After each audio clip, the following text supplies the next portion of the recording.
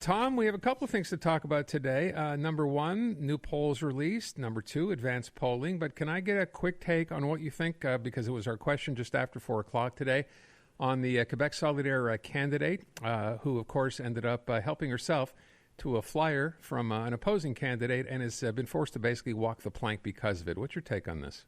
I think it was appropriate that she was forced to walk the plank on it, but it would have been better for Gabriel Nadeau-Dubois if he had been clear in what he was doing, but because it dragged on, it became a bit of a soap opera. Compare that with today, when Paul Saint-Pierre Plamondon was faced with a candidate up in St. Rose, Chris Keith's area, and the person had written some very problematic things about a religion, going back 10 or so years ago, mostly. Several things, though, that had been written over a several-year period. And he said, look, I've had a chat, and I've told her that if that's her point of view, she can leave as a candidate because I won't tolerate it, or she can say that her thinking is no longer that. And the candidate came out and said she doesn't stand by what she had written in the past. And I think that when it's done that definitively and quickly, it shows a lot more leadership. I just, by pure chance, because I'm leaving French TV now, I had a chit-chat with Saint-Pierre Plamondon, who clearly is in a good mood, because he's really one of the few party leaders whose party has really been going up and up and up. If you take it as a percentage of where he was at the beginning, he's been doing quite well, because almost everything that the CAQ has been losing since the beginning of the campaign has been moving over to the PQ. So clearly doing well, good, bright young team. And I'll also add, because it's important to note these things, because I've been through many campaigns, the other leaders, other than the two principal ones, often have a very small retinue, very little security. I have to tell you, I've never seen security like this before, both from the services that exist within the National Assembly that are following them around. So that's part of Public Security Department. But then you come out and you've got about a dozen police cars for every single leader. So they're absolutely worried and obviously taking this super seriously. I'll tell you that a couple of weeks ago, we had Colin Standish on the Corner Booth podcast. He showed up. There was nobody there, just him. I think Ballarama's the same way. They don't get any security, do they? If they're not one of the main five party leaders. Well, no, they're exactly. Mm-hmm. They've never been elected, and they're not, and they have no members, and they have therefore no party status. Okay. One last question before we just go on here. I understand what you said. You think this was the right decision. I'm not going to belabor the point, Tom, but I will simply say, and I think we can both agree, these sorts of things have probably happened a million times before. Would a fine not have been okay or not enough?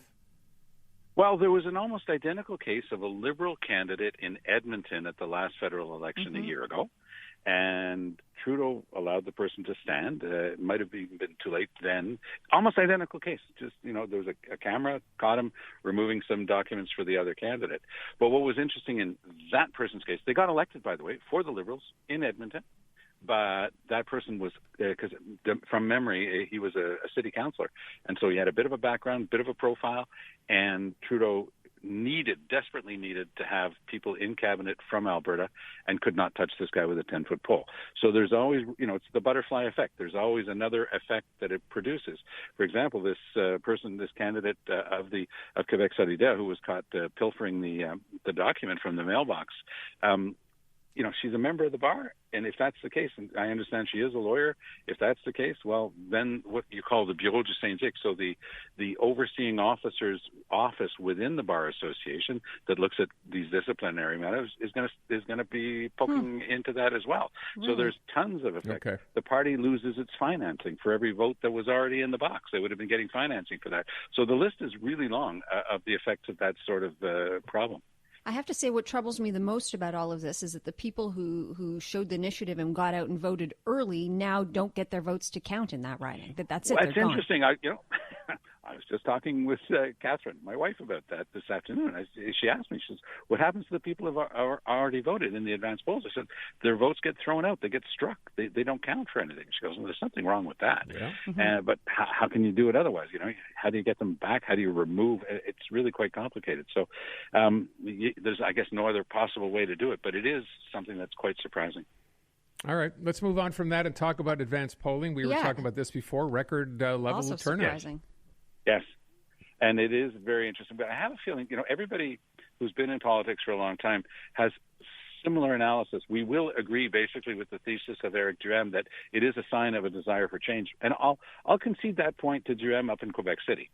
But I also think that it's a sign of how determined his base is, because they were willing to line up, they were willing to vote. And as Elias Makos pointed out earlier today, they had come up with, of course, a new conspiracy theory involving the pencils, because don't you know, Francois Legault wants to erase your vote.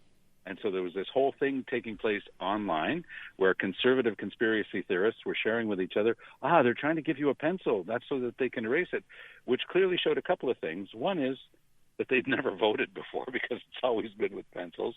And two, they were telling people to go and use a pen, but as the Director General of Elections will say, no, if you're using a pen, we'll cancel your vote, because it could be a way of identifying. So that's why everybody's given this very neutral pencil with no eraser on it to vote. But it's just the Looney Tunes side of the campaign. By the way, GM, as soon as he got wind of this, was telling his people, no, just use the pencil, please. Don't buy into this latest conspiracy theory. But when you tell them to believe every other conspiracy theory, it's sometimes hard to parse that out.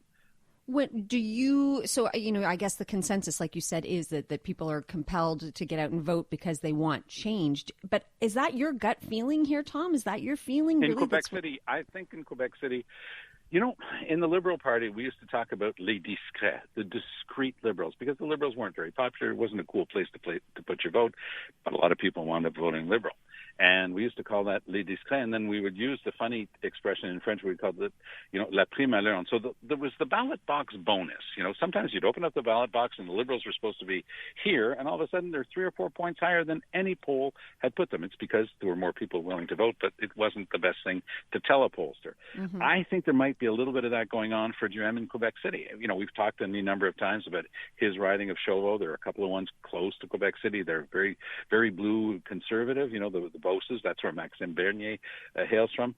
But does he have a chance in the Beauces, or is that just a pipe dream? Are there any other seats in Quebec City that could go his way?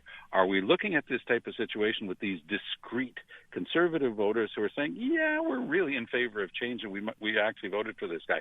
We'll see. I think he's pretty safe. I think he's in. He was hammering away at Legault again on this so-called third link, this new bridge or tunnel between Quebec City and Lévis, scoring heavily. But I think he went too far. He used the word liar in describing the Premier of Quebec. And, even if people are on the fence and looking at this guy saying, well, he's giving arguments that I agree with, using that term might turn a lot of people off. All right, so here you have Francois Legault today, quoted a couple of times. Number one, this kind of came out of the blue, is saying he is prepared now to work with the opposition, Tom, for the first time apparently since he's been in power. And number two, when asked about separation or sovereignty, he says, well, it's viable but not a priority, which is the same answer he has, I guess, been giving since the get-go, which is why I'm pretty sure in the back of my mind that if the opportunity presented itself, he'd be very happy to bring that up as a referendum question. I have no doubt in my mind that if there was a referendum on sovereignty, that Francois Legault would vote yes. And that for me has always been clear. But he says since the beginning of the foundation of his party, which, the Coalition Avenir Québec, Coalition for the Future of Quebec, he says, no. He says, I put all that stuff aside, and I'll let the PQ and Québec Solidaire, the two separatist parties in this election, I'll let them fight over the separatist vote. But at the same time, he tries to keep as much of it as he can with people like Bernard Drainville and Caroline Saint-Hilaire, who are dyed-in-the-wool, unrepentant separatists. But he tries to put them in the shop window and say, you can stay with me, you can stay with me. But it also shows to me, Aaron and Natasha, that since the beginning, he's done really deep polling. He's got great information from focus groups. He knew he had a soft shoulder, on his bell curve with regard to the sovereignists who came over to him last time to help defeat the Liberals, but weren't really convinced about him or his party. Now that they've got a young leader who seems to be, really playing the Pied Piper's song, bringing a lot of sovereignists back to the fold, I think that Legault is quite worried about some of the people that he brought in, and because he's really bleeding off. That's quite a bit of support that he's lost since the beginning of the campaign. By the way, I still think he's very safe for his majority because of the almost mathematically perfect split amongst the four other parties. Exactly. So I was asking about your gut feeling earlier. Given that dead heat amongst the four parties, who do you think is going to be the opposition? I think that the Liberals are going to get more seats than Quebec Solidaire, who will probably come in second in terms of number of seats. But it may come to pass that Quebec Solidaire could wind up with more votes. because they're better spread out across the province. Because the numbers for the Liberals amongst the voters in many regions is in the single digits. Like 7%, 9%, 10% in Quebec City, that sort of thing. So that's votes, and I think that Quebec City there might be just a titch higher than in terms of votes. But the Liberals' vote is very, to use this is a word that organizers use. It's very efficient vote. It's concentrated well. When you're in the sectors where they're the strongest, they win the seat. Whereas Quebec Solidaire will be spread out in a bunch of places where they won't win any seats. Even seats that they hold Rouyn-Noranda right now, and that is the place with the infamous refinery, the Horn Foundry, and it hasn't hurt them up there. The CAQ is probably going to win, and you know who they're running? One of my former Liberal MNA colleagues, a guy named Daniel Bernard, who's decided to come back to politics, but this time he's running with Legault in the CAQ. And I think that he's got a really serious chance of winning it because he was a darn good MNA. Let me ask you one last thing before we let you go. You mentioned about the Parti Québécois and the fact that Paul Saint-Pierre Plamondon has clearly done the best here. I think he's up 4 or 5 points, from survey to survey. But that's on a base of 9 points, right? No, understood. Proportionally, it's quite something. Yes, yeah. But my question is, because when we had Christian Bourque on earlier in the show, he alluded to the fact that this is really a sign perhaps for Quebecers looking and saying, I kind of missed the Parti Québécois. Maybe I'll park my vote there. And I said, is this more about Paul Saint-Pierre Plamondon personally or more about the party? Because it seems to me that he is gaining in popularity personally and has nothing to do with the party. Well, he's extremely personable, and he's very well expressed in both languages. His English is fluent. He did his law at McGill, and he's a very likable guy, even if you don't like his politics. And he has been able to talk to Quebecers. He is very strong amongst older sovereignists, whereas Gabriel Nadeau-Dubois is super strong with younger sovereignists. So he's got an advantage, PSPP does, because the older people come out to vote more. Gabriel Nadeau-Dubois has been banging that drum for 3 days now. Get out and vote, get out and vote, get out and vote. He has to bang that drum because he's very worried, understandably, that his 18 to 39-year-old supporters are not going to come out and vote because historically they don't vote nearly as much as 55 and over. Mm-hmm. By the way, the Liberals across Quebec are at about 20% amongst all voters, Anglo, Franco, Allo, all voters. They're very, very strong in the 55 and over category, the category that votes the most. Now, what was interesting, let's go right back to the beginning of our conversation and the advanced polls. What's interesting is in the areas where the Liberals are the strongest, the advanced polls have been the weakest. Now, does that signal that some Liberals are just saying, I can't be bothered? That would be disappointing. And I know there were some people beating that drum for the English-speaking community right at the beginning of the campaign. Don't bother. It's a big mess. Don't give them your support. But that's like lemmings. That's odd behavior if you don't like the other options. Because right now, if you're looking at it, you've got this rather wonky right-wing party out of Quebec City calling itself the Conservatives with some odd ideas. You've got two real sovereignists and one unavowed sovereignist who says he's an ex-sovereignist. So it's really a Hobson's choice for a lot of people in the English-speaking community right now. But not voting, I don't think that should be anybody's choice. Tom Mulcair, back tomorrow morning at 7:40 with Andrew Carter. Thank you, Tom. Take good care.